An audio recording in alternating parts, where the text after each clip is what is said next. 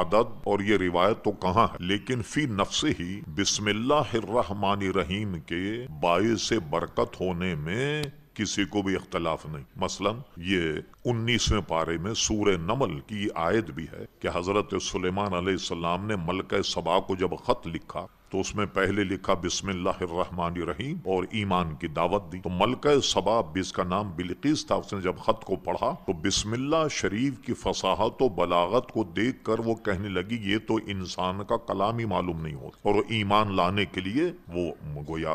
آئی اور وہ ایمان بھی لے آئی، حضرت سلیمان علیہ السلام کی زوجہ بھی بنی۔ تو بسم اللہ شریف جو ہے یہ ایک قرآنی آیت ہے، باعث برکت ہے، اور اسی لیے ہمیں کہا گیا کہ جب بھی کوئی کام کریں اس کی ابتدا بسم اللہ الرحمن الرحیم سے کریں۔ یہ اور ایک میں نے مستند کتاب میں پڑھا، وہ یہ تھا کہ ایک بزرگ جا رہے تھے، ان کو کشف تھا، وہ دیکھا کہ ایک صاحب قبر پر عذاب ہو رہا، وہ عذاب میں مبتلا، وہ چلے گئے، جانے کے بعد جب واپس آئے تو دیکھا کہ اس پر عذاب اٹھ گیا۔ انہوں نے مراقبہ کیا، یہ سب بزرگان دین کے مشاغل ہیں، اور مراقبہ کرنے کے بعد دیکھا کہ وہ تو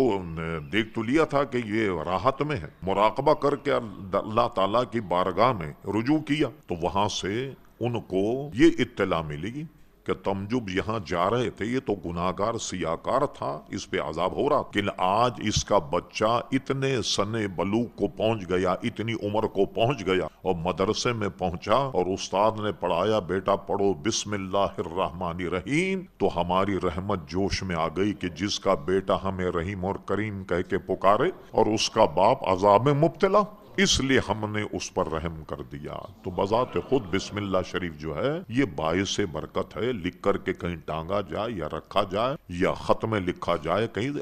بشرطے کہ اس کا ادب احترام کیا جائے، تو یہ باعث برکت بھی عدد وغیرہ یہ ہم نے چونکہ کسی کتاب میں پڑھے نہیں، اس کے صحیح اور غلط ہونے پر اس کی روایت کے ہم کوئی بات تو نہیں کر رہے، لیکن اس کی بسم اللہ شریف کے برکت پر کوئی بھی الحمدللہ انکار نہیں، وہ بالکل باعث برکت۔